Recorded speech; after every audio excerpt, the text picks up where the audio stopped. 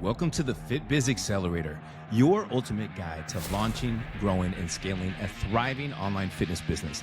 I'm your host, Tobias Young, and whether you're just starting out or looking to take your business to the next level, this podcast is packed with actionable tips, real-world strategies, and the insights you need to crush your business goals and build the business of your dreams.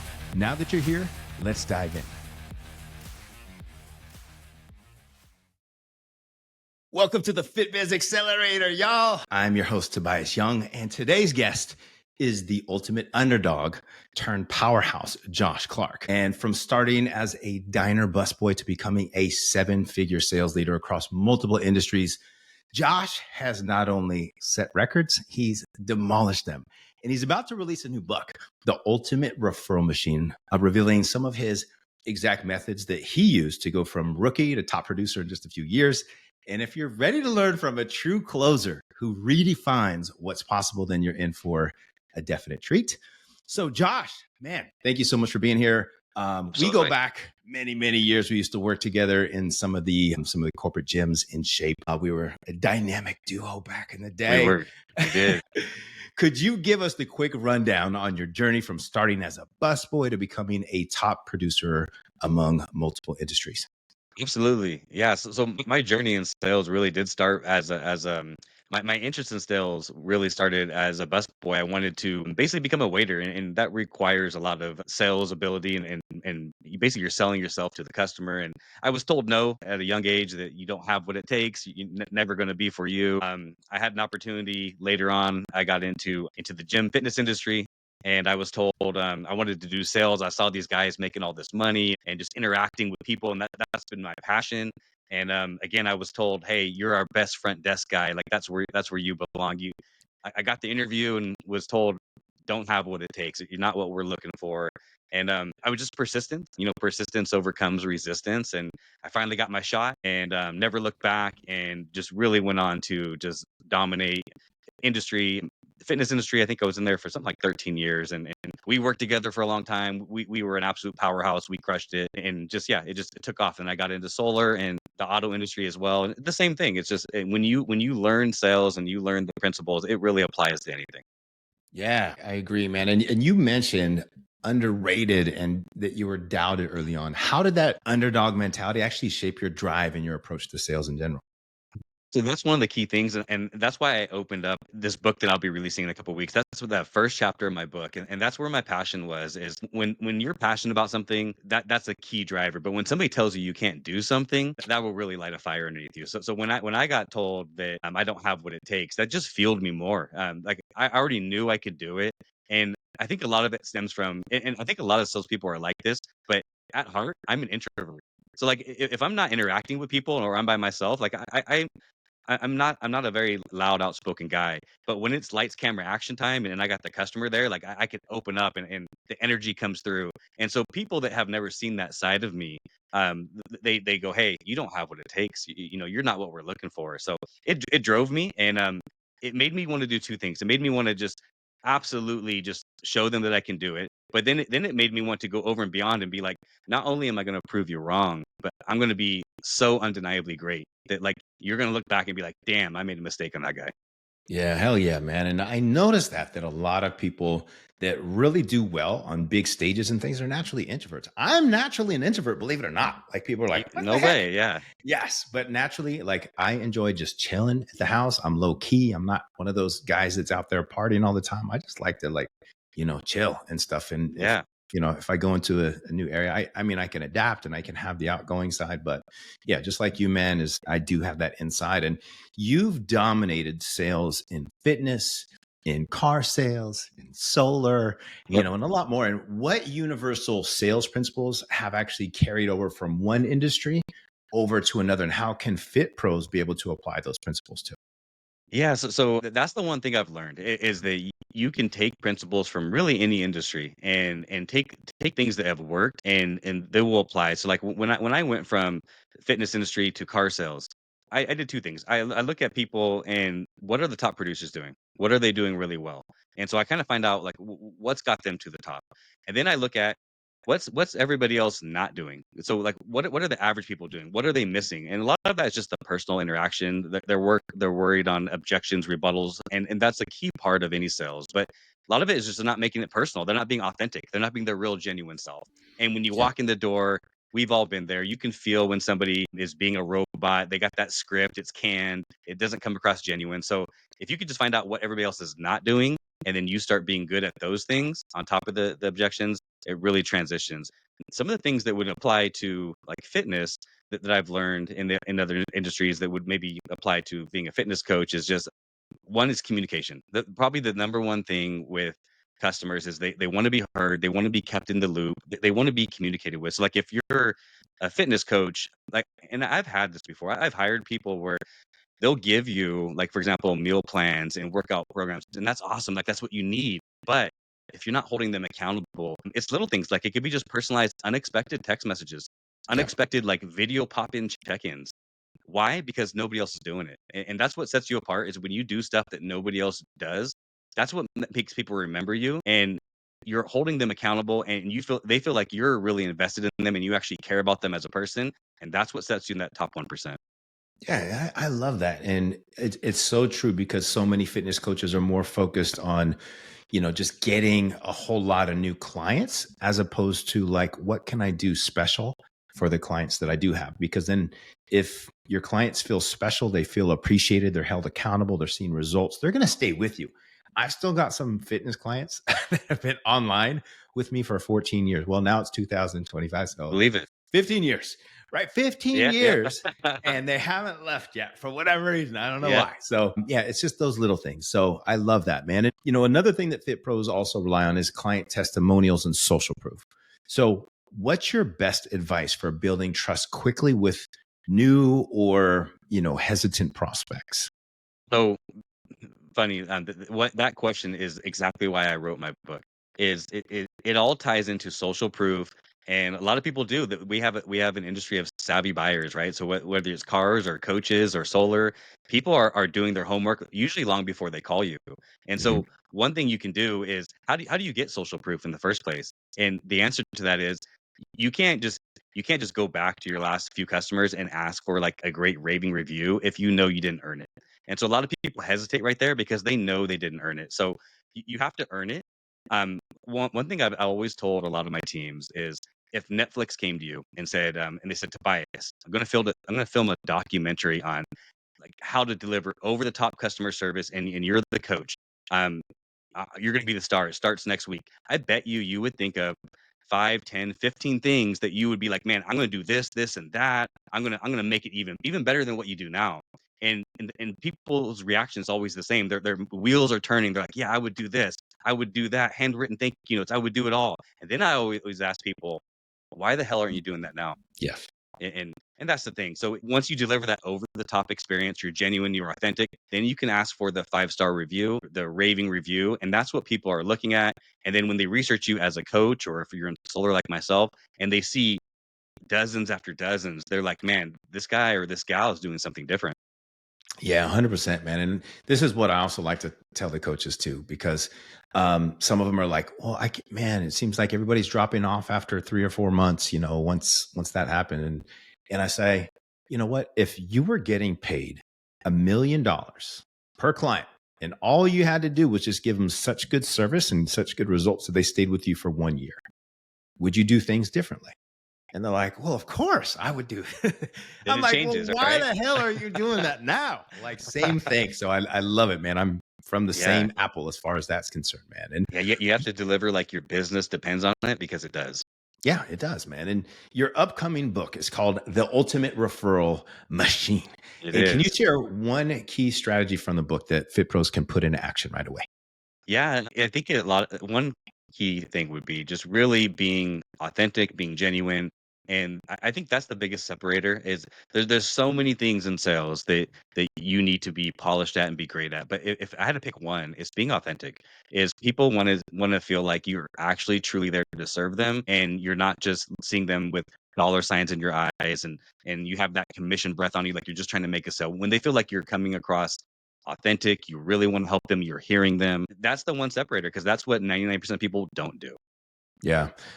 That's spot on, man. And if you love the type of clients that you have, that's why I say it's really important to niche down. Not only is niching down important for your marketing, important for, getting people to be able to hear you, but you attract clients that you freaking love and that you Yep. want to work with, because nobody wants to work with, take clients on just because it's a dollar sign. Like, I hate working with these type of clients, but I'm going to take it on. So that's why, like, niche down. Like, who do you love to serve? Like, who's the Yes. type of client that you can wake up and you would like, if I had 50 of these type of clients, I would wake up beating my chest in the morning and be like, hell yeah, let's get the day on.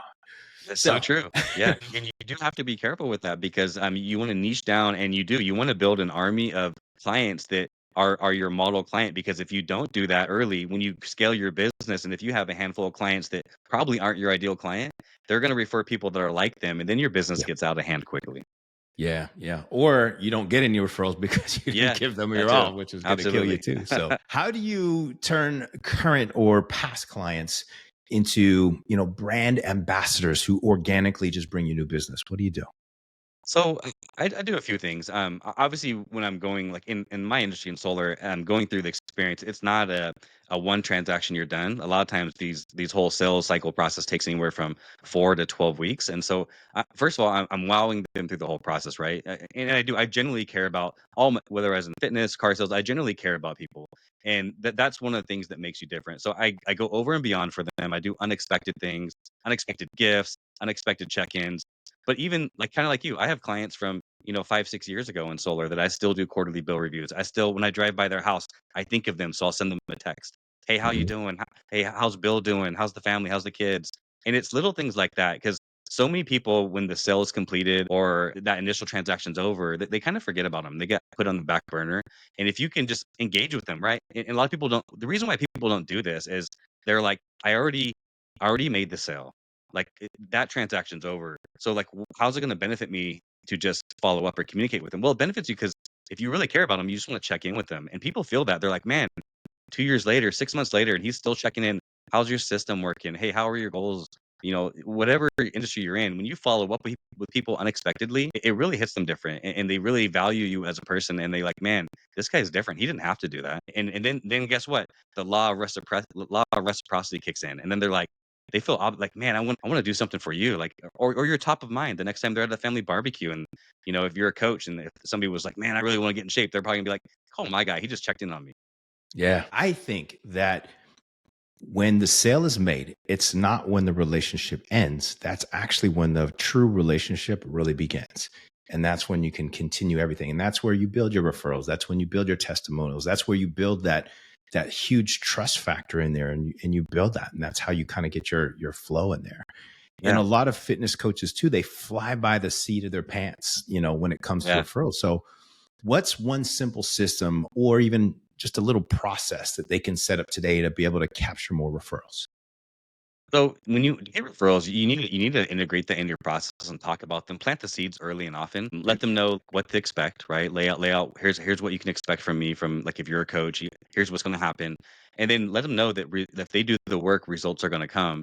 And that let them know that like, hey, like the biggest compliment anybody could ever give you is a referral. Like, hey, whether it's a family member, coworker, neighbor, friend, that's like the ultimate compliment. So if they trust you with somebody that they would vouch their name on, that's the ultimate way to repay you. So if you plant those seeds often, then you're already planning in their mind like, hey, this is what to expect, and then you deliver on that, right? So that's the key point. Then you deliver.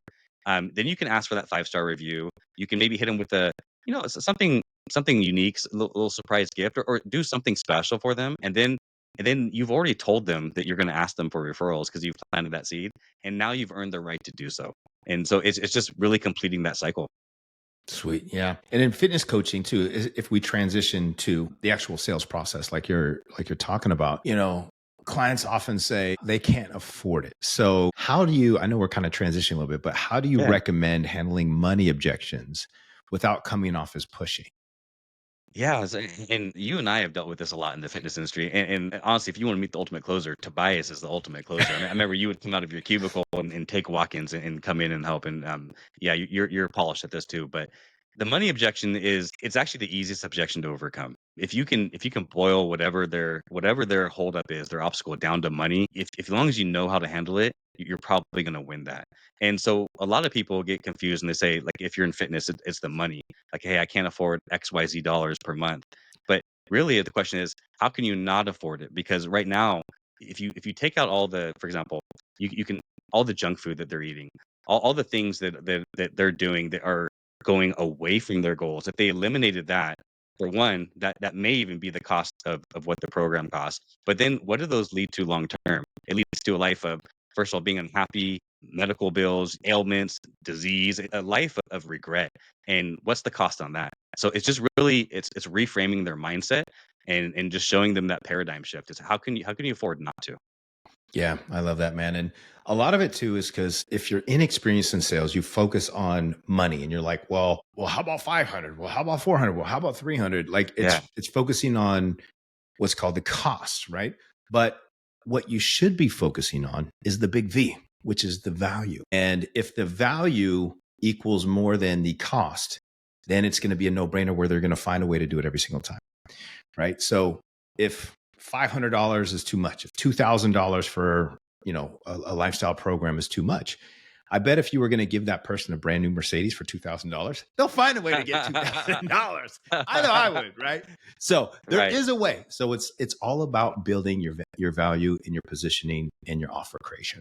You know what? So, It brings up a quick just story that popped in my mind. Back in the gym industry, one of the things that you remember that we had was these guest courtesy cards, and we would kind of find out their pain points. We'd walk them around the mhm, gym, put them on the machine, right? Seeing is believing, and then we get them back to the cubicle.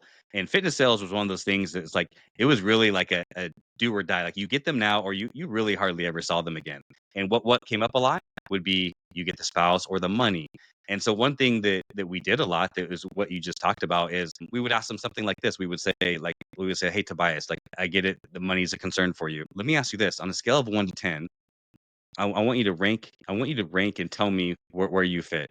A 10 would be you absolutely like you are 100% committed to your goals. You want to get there. Those 40 pounds you want to lose. You're going to do anything it takes to get you there, no matter what. Nothing stopping you, whether it's here or the next gym. You're going to get there. And then one would be you're absolutely happy with where you're at now. Where would you rank yourself? And then they'll say like, man, I'm a 6 or I'm a 7. And then we would say 6 or 7. What's holding you back from being a 9 or a 10? Oh, it's just the time, or I don't know when I can fit it in. So now it's the time. And then we reframe it to the time. And so we would say something to the effect of, well, you know, you really only have to be in the gym at least minimum 3 times a week, 30 minutes a week. Surely that's worth some time in your schedule, wouldn't you agree? yeah. And now you're just reframing it. And so that's, you're right. It's going back to the value and why are they there in the first place, right? They're not happy about something Yeah, Josh and I used to role play sales objections like every single day. We would have every our day. daily huddles and jam in there. We'd bring Oh the yeah. sales team in there and like just role play and role play and role play. It was so much fun. That was the best So, time. what's your obviously value is the key. So, what's your secret to helping clients see the long term value of investing in a high quality fitness program? I know you're not just selling fitness now, but you were amazing at selling fitness. So, what would you say? Yeah, and I worked at many gyms, and a lot of the gyms I did work at, including Golds, with you, and even before had met you, I worked at Golds for a long time. And back then, we sold the training, and so I wasn't a trainer, but we sold the training, and it was exactly that. It was showing them the value, and a lot of times we did paid in fulls up front. There was no monthly payment plans back then, and so we would just really hone in on find out what that special thing is that's driving them. Do they have a wedding coming up? Do they have a birthday? Mhm. Are they just finally reached rock bottom and they don't want to feel like this, and they've had this New Year's resolution for 10 years and they've never done anything of action that's really really fermented into results. And so it's going back to the value and showing like, hey, why are you here? I can help. I can be your guide. You have to do the work. I can be your guide. And if you're the trainer, then you just, again, it's separating yourself. Show them what you're going to do by these weekly check-ins. These maybe you have check-ins every few days. You have progress reports that go out, but it's really that personal touch that's going to set you apart. Yeah. And people don't want to just be handed a script. They don't want just, hey, do this and let's talk in 2 weeks. They want to know, hey, you're with me, you're committed, you're holding me accountable, and that's what people need. A trainer is somebody that they want accountability. And so if you Yeah. can provide over the top accountability, people, if they believe you, then they'll believe the results that you're telling them. Yeah, get good points in there too. And I say, hey, if you can overcome these 6 objections, then you won't have to worry about anything at all in your sales, right? So, and you can do these, all throughout your kind of like your sales presentation, your sales calls. It's MIST. It's an acronym, right? So there's IISST. So M Okay. is the money, which you want to wait till the end. You're not going to dive too hard into money when you're when you're doing the rest, right? Yeah. You can turn some people off. But then there's 2 I's. So there's I need to think about it, which is just a smoke screen for what the true objection really is. Then there's I think I can do it on my own. So you want to make sure why haven't you been able to do this on your own? So you ask qualifying questions to like overcome it so it doesn't come up again. Yep. Then there's 2 S's. So there's schedule, spouse, and then there's terms. So schedule, obviously. So if we were to make this work, like when are you going to be able to make it in here to the gym, or when are you going to be able to fit this into your routine before you get to the end? Because then they're already going to say, oh, well, I can probably come in, 5 o'clock. I'll just have to wake up a little bit earlier. So when they give you that objection later, I don't know if I have the time. Hey, don't give me that. You told me you could make it in here at 5 a.m. You could just wake up a little bit earlier, right? So you overcome all the objections. So just memorize that MIISST. Money, I think I can do it on my own. I think I can do it on my own. I forget, schedule, spouse, time. I already said it. Yeah. Anyhow. And that applies to every industry. Yes, it definitely does, man. And your journey yourself, Josh, too, has been fueled by grit. It's been fueled by resilience. And how can Fit Pros tap into that same resilience and drive, especially when they're facing, tough times or those slow months that happen? Yeah, so you're no matter what you do, you're going to have obstacles. There's going to be roadblocks that come your way, and nobody who ever becomes a top producer starts off like week 1, month 1, like it's already happening. And so a lot of people forget. They'll come into a room and they'll see like who are the top producers, and they go, I want to be like that guy. Like I want to be like that coach. And what they don't see is everybody's hiking that same mountain to the top, right? Those people are just farther along the same trail. And so you just have to put in the work, and you have to pay your dues. Sorry, go back and reframe that question one more time, tied into the coaching. Yeah, so I was talking about how your journey was fueled by a lot of grit, a lot of resilience, and then how can Fit Pros be able to tap into that same resilience and drive when they face those tough times or the slow months? Yeah, so you do have to. The biggest thing is you have to be an ultimate believer in yourself. That's one thing I found out early is you have to believe deep down that you are worthy, and you can do it. You'll never outperform your own self-worth. So you have to first believe in your mind that I can do this. And then you have to put in the work, and you have to be willing to put in the work. And in my industry it's a little bit different, but like in my industry I have to go out a lot and set up in storefronts, and whether it's raining or it's cold or it's hot, 113 degrees, like I have to be out there. So same thing in the coaches. Do the things that are uncomfortable. Get uncomfortable being get comfortable being uncomfortable. And it's like that Mike Tyson quote he said about discipline is, doing the thing that you hate to do, but doing it like you love it. And that's what it is. It's consistency and just knowing that you have to believe in yourself. And quick story, if I could tell this one really big obstacle I had to overface came from, believe it or not, my own spouse. And so when I transitioned into solar, one of the first things I got was immediate pushback from my wife. And it's not because she didn't believe in me, but she comes from a background of being in law enforcement, steady paycheck, you clock in, you clock out, you have a salary. And so I'm a 1099 contractor, independent contractor. And so if I'm not out there closing deals, I'm not making any money. There is no hourly, there is no base. And I there is no plan B. And so when I told her I was going into this industry, I have 3 kids, and it was like, hey, you have to go get a real job. You need to go get a guaranteed a 9 to 5. And a lot of people have heard this. And what I had to do is have that conversation with myself, and basically I had to say I could listen to that and go get a corporate job, or I can push all my poker chips to the center of the table and I can bet on myself. Because if I'm gonna bet on one person in this life, you're damn sure I'm gonna bet on myself. And so I had to do that, and I bet on myself because I knew what I was capable of. And so it didn't take long. It was hard. The first year, I actually part time. I had the best year I've ever had. Second year, I'm crushing it already, dominating. And it didn't take long before my wife not only became a believer, she was able to retire, be a stay-at-home mom. But that never would have happened if I didn't believe in myself first. Yeah. Oh, I love that. And so many Fit Pros are transitioning online now.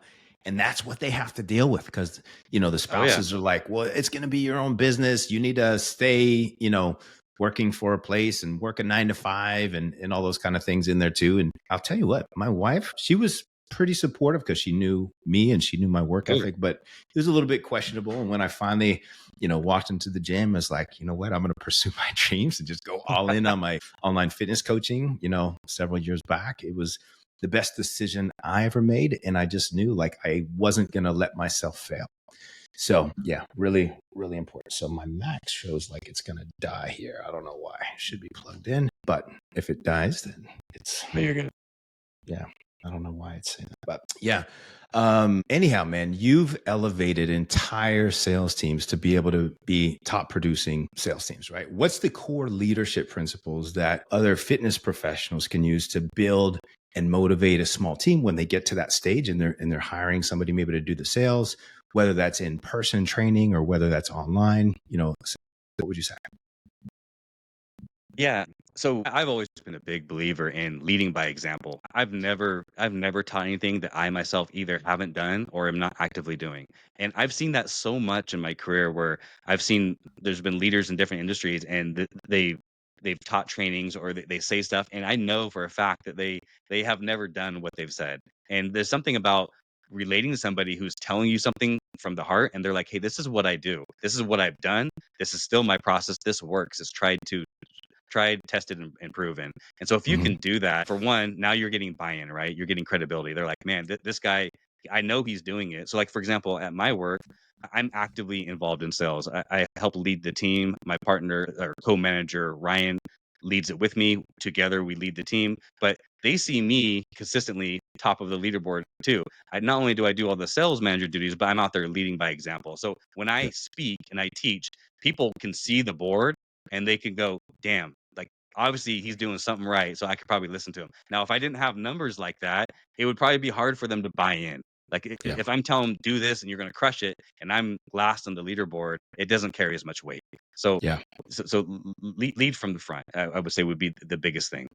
Yeah, no, that's so important to be able to do that too, because if you're not doing that, then you're not going to be able to train your team, effectively too. Correct. So, man, let's do some rapid fire rounds. And if the battery dies, I apologize. It's for some reason saying that it's about to die. But favorite success quote, give it to me, Josh. I have to go back. It's well, I have two. I like the Mike Tyson, the discipline, right? The doing what you hate to do, but doing it like you love it. And then Bruce Lee's got a great one. And I don't know if I have it memorized, but it says like knowing is not enough. We must do. And there's a second part to that, but he's got a great quote. Basically, is you can't just have the information. You have to act on it. And I think those are so true. Hell yeah. Yeah, definitely, man. And do you have a memorable sale or a client success story that just stands out to you at all? Man, I have a bunch. Yeah, I was gonna say you probably have hundreds. Yeah, I have yeah, probably one. Here's one that I'll use. That I have a bunch that stand out, but I have one that a guy that I met. I used to, I still do. I set up in front of there's stores up in Sonora. I'll set up in front, and people are going to grocery shop, and I'll meet him. And I met this guy. Actually, I've seen this guy dozens of times walk by me, and he always kind of blew me off. And one day he stopped and talked to me. He's seen me there dozens of times, and finally gave me a chance to come out, sell a system, save him a bunch of money, and what makes it memorable is he went from hesitant, not wanting to talk to me, and then he became a believer when he got his first bill. But one thing he said to me is, I was telling him about my referral program. We had just signed up. He's sitting across from his wife Lisa. His name's Mitch Willingham, and I was telling. So now he's a believer, right? I showed him how much I could save. He couldn't believe his eyes. He's like, I'm only going to pay this.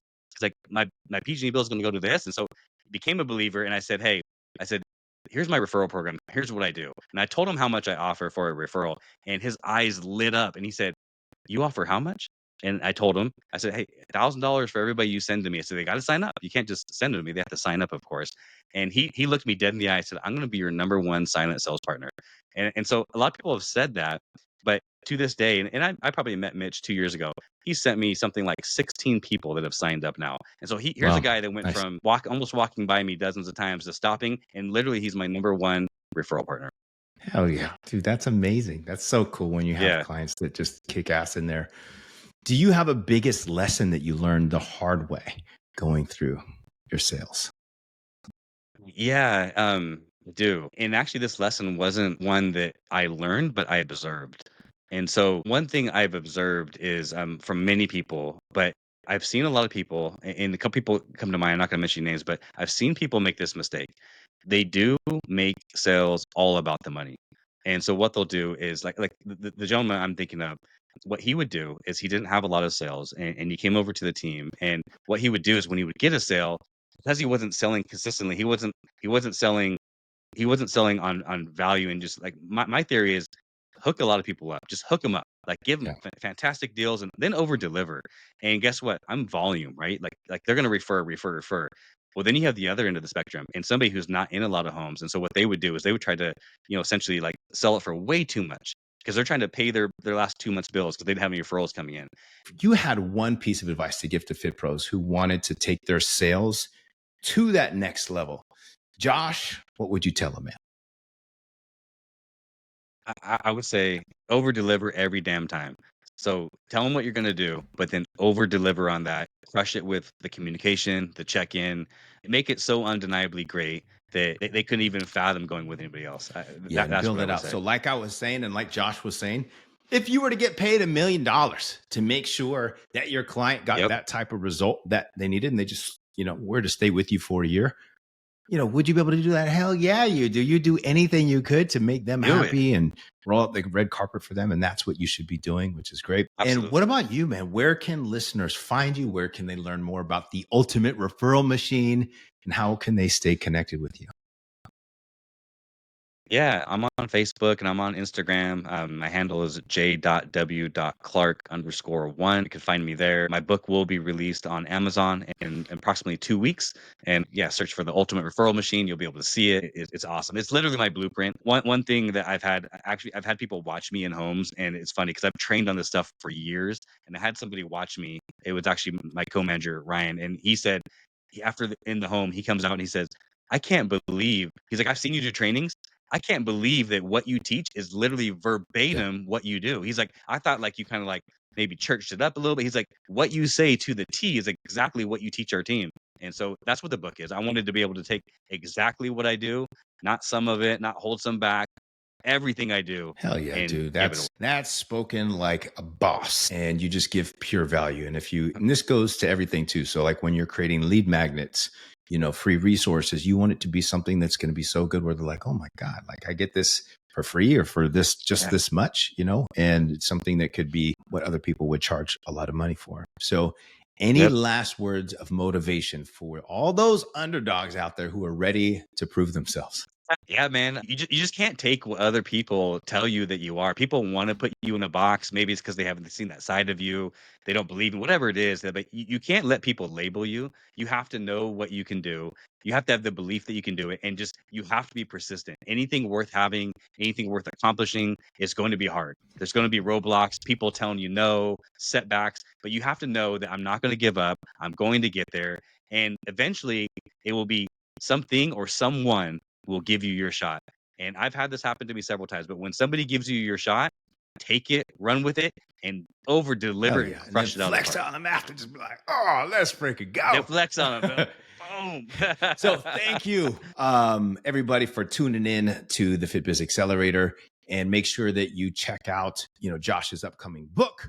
Connect on social media for any additional tips, and make sure that you hit that follow and subscribe button in here. Thanks for tuning in to the FitBiz Accelerator. If you found value in today's episode, make sure to subscribe so you never miss a tip or strategy to grow your online fitness business. And if you're ready to fast track your success, don't forget to check out tntfitprocoaching.com. Until next time, stay consistent, stay focused, and keep crushing it.